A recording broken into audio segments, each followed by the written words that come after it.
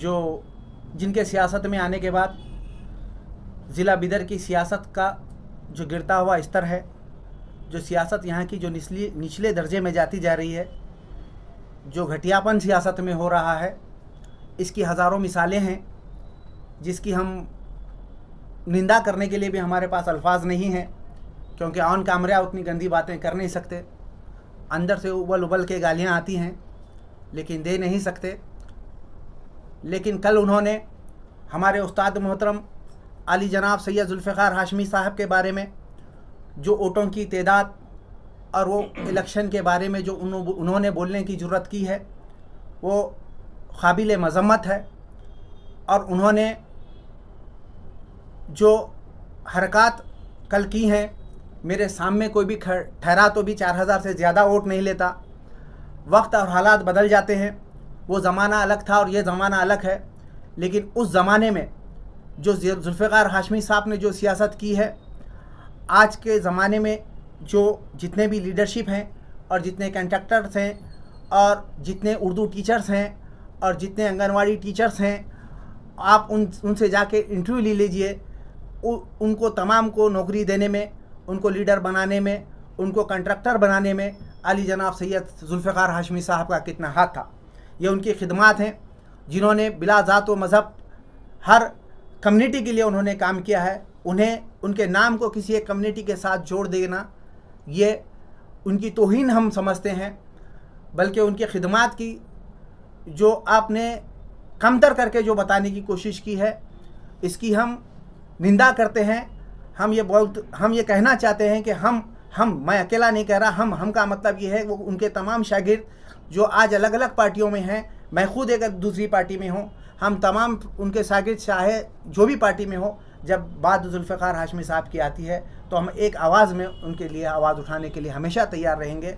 हम अपने उस्ताद मोहतरम की इतनी इज़्ज़त करते हैं, ये काबिलियत उनके अंदर नहीं है। उनके ख़ुद के भी उस्ताद सैयद जुल्फ़िकार हाशमी साहब हैं, उनकी एक कुर्बानी का नतीजा तुम हैं। वो जब कुर्बानी नहीं देते तो आज तुम MLA भी नहीं होते। मैं आज आप लोगों के सामने एक बात बता देना चाहता हूँ कि आने वाले इलेक्शन में हम लोग तैयारी कर रहे हैं और हम डाटा इकट्ठा कर रहे हैं।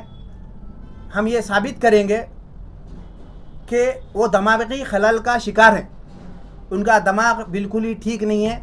उनके तमाम ऐसे तकारीर, उनके ऐसे जुमले जो किसी दिमागी डॉक्टर को बताने पर भी वो कह देगा कि ये आदमी दिमागी खलल का शिकार है और इसे इलाज की ज़रूरत है।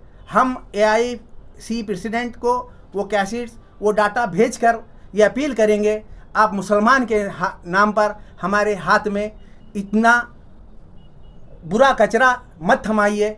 आपकी पार्टी में अगर कोई काबिल शख्स है तो हमें दीजिए, हमें वो कबूल होगा। हम तमाम वो बातें उनकी जमा कर रहे हैं और AIC प्रेसिडेंट को देंगे और देकर ये बोलने की कोशिश करेंगे कि ये आदमी टिकट के लिए भी काबिल नहीं है। हम हालात की मजबूरी और हालात को देखते हुए जो लोग वोट दे रहे हैं, हाशमी साहब को हालात की मजबूरी में वोट नहीं दिया गया था। लोगों ने उन्हें घर से उठाकर उस हालात में उनको MLA बनाया था, जबकि उनके पास इलेक्शन लड़ने की कोई तैयारी नहीं थी। और लोगों ने अपना पैसा, अपना वक्त हर जगह देकर, और जो बात उन्होंने कह रहे हैं कि मेरे वक्त में जो है ना मेरी कम्युनिटी के लोग ठहर के वोट फोड़ते हैं, हाशमी साहब के वक्त में भी बड़े लीडर्स ठहरे थे। लेखुद्दीन साहब भी उनके अपोजिट में थे और कुछ छोटे लोग भी, लीडर्स भी थे, वो जब भी ठहरे थे। लेकिन पब्लिक उनको कबूल नहीं करी। इनके पास पैसा नहीं था, उधर से पैसा ली, इधर पैसा लगाई। पब्लिक चाहती थी कि हाशमी साहब लीडर बने और पब्लिक के भरोसे पर वो पूरा उतरे और कर्नाटक स्टेट में वो नाम कमाए। और बहुजन समाज पार्टी जो दलित मुस्लिम इतिहाद को लेकर आई थी, वो इतिहाद भी पूरे, वो सोच भी जो दलित मुस्लिम इतिहाद की जो सोच थी, वो सोच भी पूरे कर्नाटक स्टेट में वो पहुंचा। वो खुद रहकर पार्टी को भी तरक्की दिए। तुम अपनी पार्टी को भी नुकसान पहुंचा रहे हैं। आप ये कांग्रेस में रहते हुए आपके रिश्ते कहाँ कहाँ से बीजेपी से मिले हुए हैं, ये तमाम हमारे पास सबूत हैं। अभी हम पेश कर आपको होशियार करना भी नहीं चाहते, लेकिन हम वो तमाम डाटा लेकर मैदान में उतरने वाले हैं। हम सब मिलकर वो डाटा जमा कर रहे हैं। इंशाअल्लाह आपका टिकट भी खतरे में होगा और आपकी इस वक्त जीत भी खतरे में रहेंगी इंशाअल्लाह।